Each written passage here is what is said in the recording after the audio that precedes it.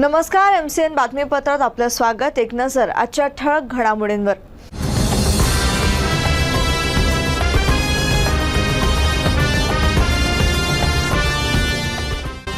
विद्यापीठ कारभारात भ्रष्टाचाराच्या आरोपात कुलगुरू डॉक्टर BA चोपडे यांच्या राजीनाम्याची मागणी। मराठवाडा विकास कृती समितीची आयुक्तालयासमोर निदर्शनं।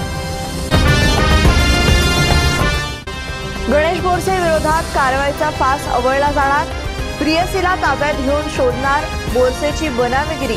आयुक्त यशस्वी यादव यांची माहिती।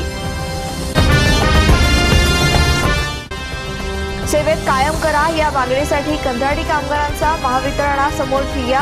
आंदोलनाची दखल न घेतल्यानं केलं अर्धनग्न आंदोलन।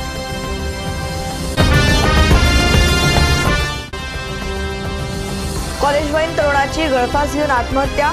N2 मधील घटना। आत्महत्येचं कारण अजूनही अस्पष्ट।